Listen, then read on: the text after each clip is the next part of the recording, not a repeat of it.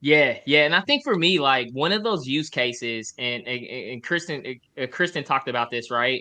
I think is like we always talk about how we make such a delightful experience, right?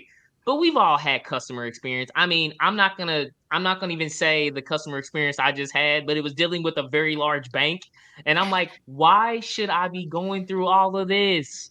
Like, I think part of the customer experience should be like, when I need you, I need you to be responsive, I need you to be reactive, and I need you to get things done for me, right? Like, that's a great experience, right? Versus Mhm. like, I think Kristen, to your point, and like the experience I just had from a customer experience perspective, it took me literally.